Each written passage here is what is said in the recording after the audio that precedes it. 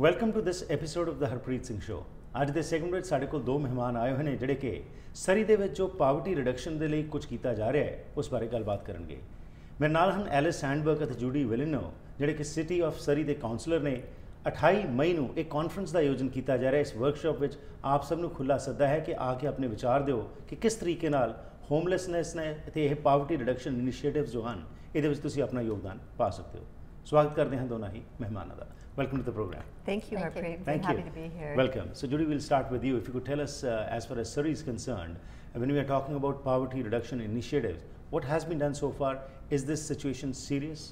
Harpreet, we have, of course, always been interested in and proactive in dealing with people that are living below the poverty line, what we can do from a city level, and particularly dealing with our issues of homelessness. And we have put together a master plan for housing and homeless, and we also have accepted as a city council a poverty reduction plan for the city of Surrey. And Alice Sundberg, who I've been working with for many years, and is a wonderful consultant, particularly in the area of housing, has been helping us with our initiatives. And so right now in the city of Surrey we're working with non-profit organizations, particularly because the federal government funding too has changed to a new model called Housing First. And in order to access any of the federal funds for by the non-profit organizations to house people, they have to have a housing unit available. And of course we know in Surrey there has been very few rental units and housing complexes built since the early 1990s. So really secondary suites have been a great salvation for many people in our city and providing housing for people that can't afford homes. So we've been doing what we can. The poverty reduction plan centers around what each level of government can do, but particularly around the areas of transportation, housing, income and support. So we've had 3 major forums with stakeholders in the community and done a number of initiatives. And we've seen at other levels of government with tax credits, etc. It's helped people come above the poverty line. But now we're concentrating really on working with the non-profit organizations to put the hardest to house in housing with supports.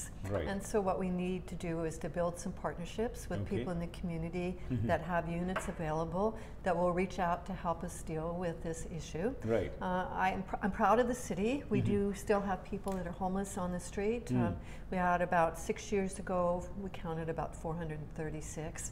And in the last count, even though we have gained 80,000 people in the community, the count was about the same. And that's because we've been proactive in partnering with BC Housing to build some complexes and drug and alcohol addiction centers. But now we really are challenged to find more units in the city. We'll talk in details about this as to what is being done and what can be done. So Alice, like Judy has talked about, you are the, you started with this Surrey Poverty Reduction Initiative Coalition. So what is this? When was it started and why did you feel the need? Well, we demonstrated that there was poverty in Surrey, in all parts of Surrey, but in some neighborhoods more so.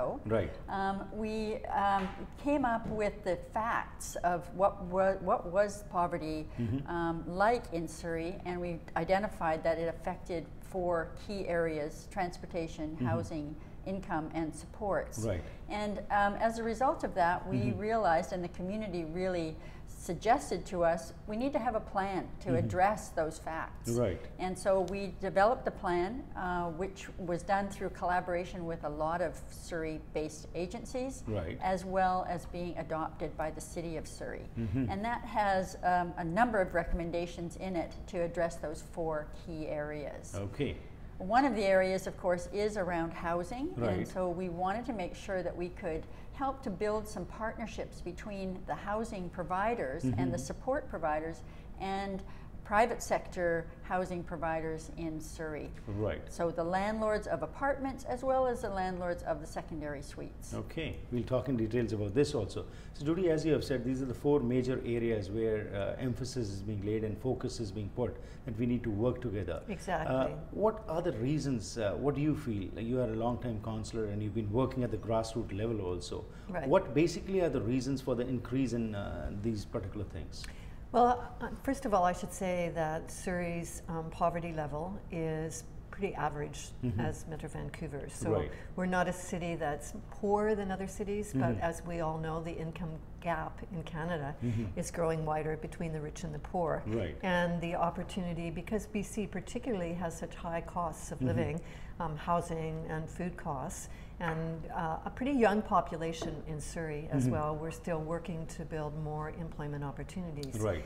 And I think particularly in our city, we're accepting a lot of new immigrants and a lot of the government-assisted refugees. Right. And so, you know, our goal is to try and ensure that they have better housing than they do now, which there is not as good as it should be. And second of all, offer some job training. So. Of course, that's why the city is really promoting the yes in the referendum, because one of the biggest costs for people living below the poverty line is housing and transportation. Right. Particularly in Surrey, there's little transportation, so people are dependent on getting a car, or they're spending hours in their life getting bus to bus and really not having much quality time with their family. So transportation is key. Right. And housing, of course, if you don't have a roof over your head, your health suffers, your confidence suffers, you don't have time to look for employment. It's just really important that those 2 basic things in British Columbia are here for people. Right. And being the coordinator of this organization, what initiatives have been taken, what interactions are happening with the city, whereas some thought processes coming forward that yes, these are the areas where we need to focus and we need to start working on those? Well, we have been working really closely in partnership with the city.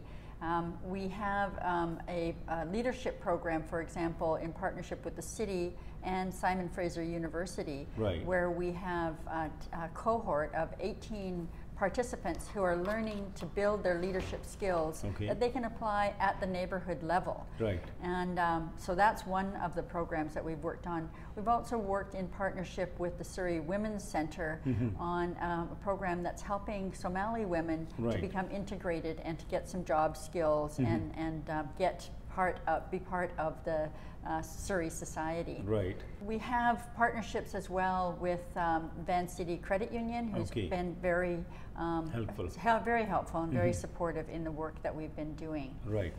And as Judy mentioned, we've held 3 community forums where we've brought together the nonprofits as well as government agencies to talk together and to build some collective impact on what we're all trying to do together to address poverty. Okay.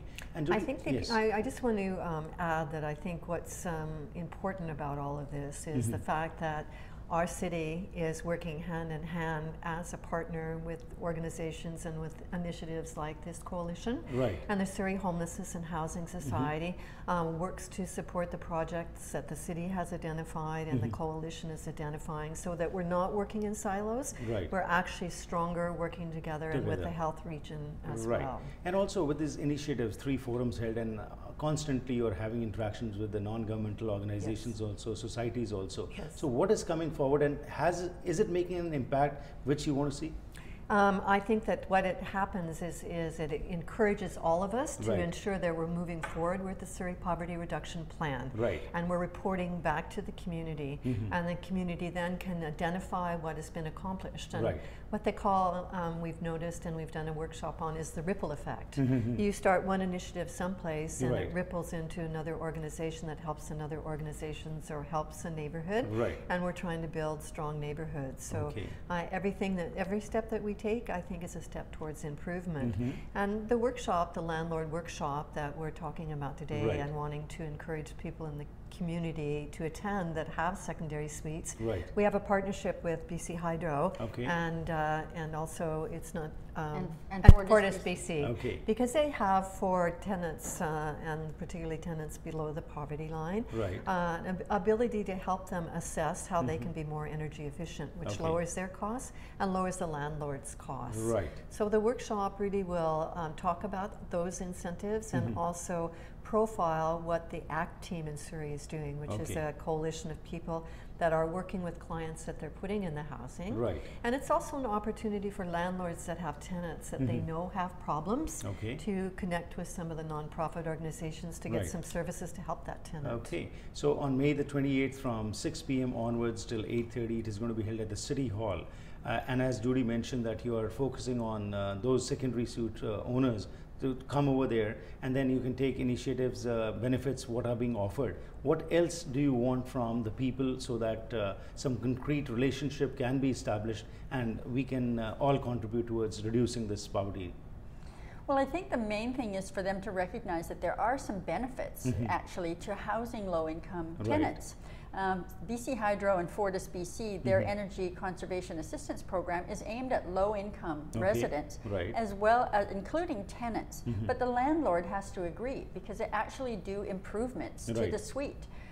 You can get a new fridge if your fridge is not energy efficient. And these are things are free. So this can really benefit the landlord. So by housing a low-income tenant, you might be able to benefit yourself, as well as benefiting the whole community. In the case of the Housing First program, helping to relieve homelessness by providing a suite and remembering that those tenants get support. They have what's called wraparound support by the agencies. So the landlord is not alone in addressing any of the challenges that might come about by housing a low-income or a person who's been homeless. Those social service agencies are there. Their commitment is to support both the tenant and the landlord to make sure stable tenancies, rent comes in on time, any issues are addressed immediately and support is provided to the landlord. Wonderful. And towards the end, anything specific, Judy, you would like to address to our viewers? People often say to me, I know you're working on these issues, you know, what can an individual do? I think this is a wonderful opportunity for people to not only sort of be able to supplement their own incomes and mortgages, but to sort of say that we're actually helping our city support someone, address some of the issues. This is a particular way that I can contribute beyond what I normally do, contributing to the food bank or other causes. This is a concrete way that I can make a difference. Wonderful. And if anybody wants some more information, where they can contact and get some information? Well, the workshop is being organized in partnership with Landlord BC, which is the provincial industry association for landlords, for rental owners. And so you would be contacting them. Everyone is welcome on May the 28th, where at the City Hall they can come and learn more things and also share their experiences, and also it will be a good interaction over there. Yes. And Alice, you do have the Poverty Reduction Coalition website. Yes. URL, right? Yes. So they should go to the Surrey Poverty Reduction Coalition website, which is surreyprc.ca. Okay, wonderful. It was a pleasure having you. Thank you and best wishes. Thank you so much, Harpreet. Thank you. We appreciate it. So जो आज ਅਸੀਂ ਗੱਲਬਾਤ ਕੀਤੀ ਹੈ ਉਸ ਦੇ ਵਿੱਚ ਮਈ 28 ਨੂੰ ਇਹ ਜੋ ਵਰਕਸ਼ਾਪ ਕੀਤੀ ਜਾ ਰਹੀ ਹੈ ਸਰੀ ਸਿਟੀ ਹਾਲ ਦੇ ਵਿੱਚ ਸ਼ਾਮ ਨੂੰ 6 ਵਜੇ ਔਨਵਰਡਸ ਇਹ ਸ਼ੁਰੂ ਹੋਏਗੀ। ਸਭ ਨੂੰ ਖੁੱਲਾ ਸੱਦਾ ਹੈ ਕਿਉਂਕਿ ਜਿਹੜੇ ਓਨਰਸ ਨੇ ਜਿਨ੍ਹਾਂ ਕੋਲ ਸਵੀਟਸ ਹੈਗੇ ਨੇ ਉਹਨਾਂ ਨੂੰ ਬੈਨੀਫਿਟ ਮਿਲ ਸਕਦਾ ਹੈ ਫੋਰਟਿਸ ਵੱਲੋਂ, BC ਹਾਈਡਰੋ ਵੱਲੋਂ, ਅਤੇ ਹੋਰ ਇੱਕ ਸੋਹਣਾ ਤੁਸੀਂ ਇੱਕ ਆਪਣੀ ਕੰਟਰੀਬਿਊਸ਼ਨ ਪਾ ਸਕਦੇ ਹੋ ਤਾਂ ਕਿ ਅਸੀਂ ਉਹਨਾਂ ਦੀ ਮਦਦ ਕਰ ਸਕੀਏ ਜਿਹੜੇ ਕਿ ਵਾਕਿਆ 'ਚ ਹੀ ਪਾਵਰਟੀ ਤੋਂ ਥੱਲੇ ਰਹਿ ਰਹੇ ਨੇ।